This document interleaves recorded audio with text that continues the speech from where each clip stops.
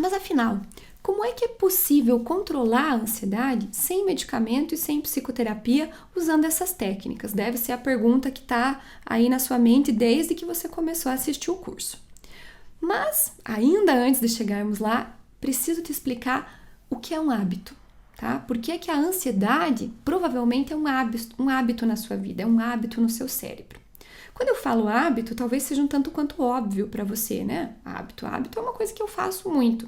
Exato, exatamente. Os hábitos, eles são atividades, eles são sequências de atividades que nós criamos para facilitar a nossa vida, certo? Como assim? A gente acaba, né, ao longo da vida, criando uma rotina de trabalho, de escola, né? A maior parte do tempo a gente faz as mesmas atividades. Então, para facilitar, a gente cria todo um protocolo, uma metodologia que só deve ser reproduzida. Alguns desses hábitos são ótimos, são bons, são saudáveis, como você vai ver na sequência. Alguns nem tanto, a gente chama de hábitos nocivos ou, né, desnecessários aí. Eu coloquei aqui uma imagem que mostra alguns, como por exemplo aqui o hábito de fumar. Né? Isso não surge do dia para a noite. A pessoa vai criando isso gradativamente até que ela não fica mais sem o cigarro. Virou um hábito. Hábito hoje, né, um hábito mais do mundo moderno, de mexer em redes sociais, de ficar ali no celular, jogando alguma coisa, joguinhos, respondendo e-mails, respondendo mensagens, né? Então é hábito também. Quanto mais você faz, mais você procura o teu smartphone, né? Tá sempre conectado de alguma forma. Jogos, né? Muitos jovens, adolescentes ficam jogando no computador, próprio celular, videogame, de uma maneira bem abundante, se torna um hábito. Religião, né? Pessoas que são bem ativas em alguma religião, vão à missa, vão a cultos, são ativas na comunidade religiosa, né? Leem a Bíblia, fazem isso com regularidade, tem o hábito da religião. Saúde, né? Muitos fazem check-up anual, ou usam medicamentos diariamente, né? Ou tem alguma condição de saúde que exige uma atenção todos os dias ou todos os anos. Isso deve ser feito, deve se prestar atenção, também se torna hábito. Alimentação, aqui a gente pode falar de alimentação saudável ou não saudável, ambas acabam se tornando hábitos, né? Desde que praticadas muitas vezes. Até mesmo financeira, né? Tem gente que tem hábito de comprar, sente muita satisfação ao passar o cartão e adquirir algum produto, algum serviço. Outras são extremamente econômicas, né? Então isso varia. Tudo isso é hábito, né? O que você faz no seu dia a dia, com todas as circunstâncias da sua vida, são os seus hábitos, certo? O que é importante que a gente saiba aqui? Se você está exposto a vários fatores estressores todos os dias, como a gente falou lá no começo do curso, você está incomodado no seu trabalho, no seu relacionamento, você fica estressado no trânsito, você não ganha o quanto você gostaria, você fica chateado se o clima não está de acordo com o que você gostaria que tivesse, né? Tivesse sol ou alguma coisa assim. Tudo isso vai se tornando hábito, você vai ficando estressado, né? E o estresse, aquelas sensações desagradáveis, elas vão se tornando uma constante no seu organismo. Por isso, ao meu ver, na minha concepção, a ansiedade é um hábito nocivo, claro, criado. Nós vamos criando ela pouco a pouco, quando a gente não consegue eliminar ou pelo menos minimizar os fatores estressores, certo?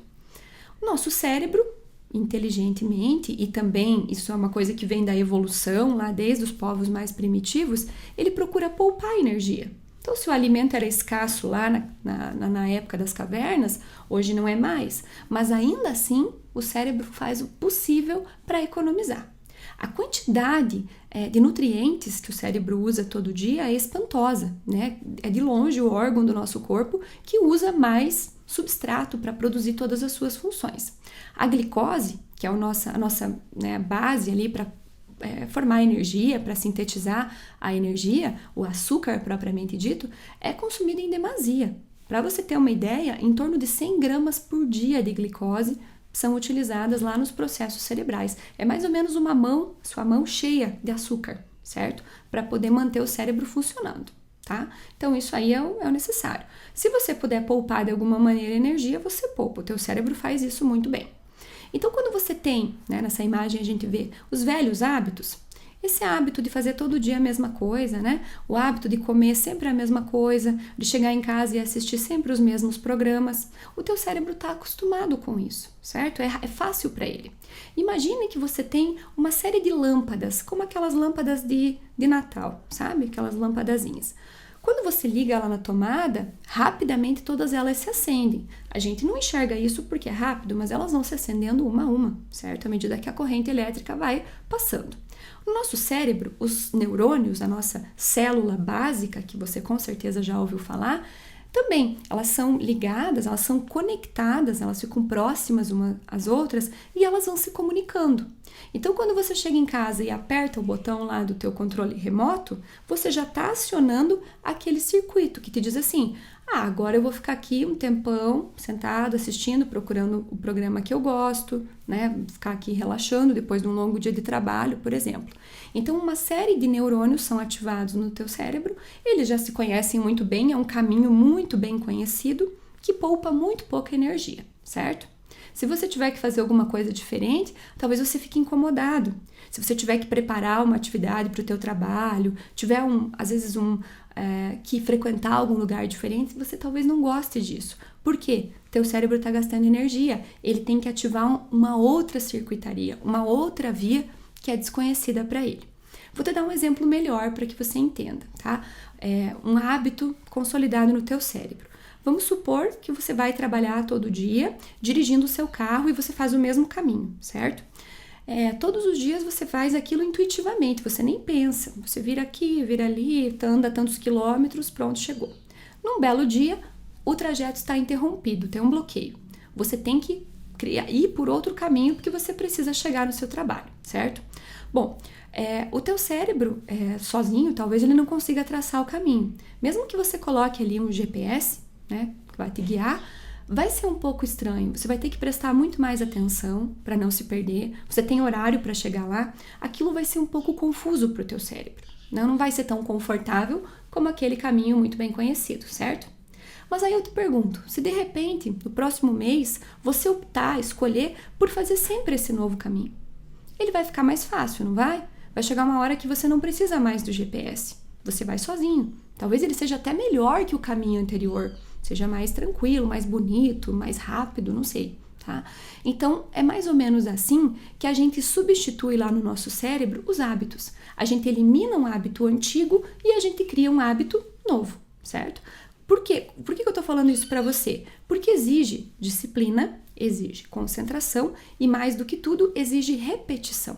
Você nunca aprende nada novo, você nunca cria uma rotina nova se você não repetir isso várias vezes. Então, vamos voltar a falar da ansiedade. Se você repete os hábitos que te causam ansiedade por muito tempo, chegou a hora, é isso que eu vou te ensinar a fazer hoje, transformar, né, criar novos hábitos que devem ser repetidos, devem seguir, né, ser constantes, consistentes, por um longo período de tempo, para que você adapte a tua vida e crie isso, adote isso como uma verdade no seu dia a dia. Tá? Isso ajuda muito na reversão da ansiedade.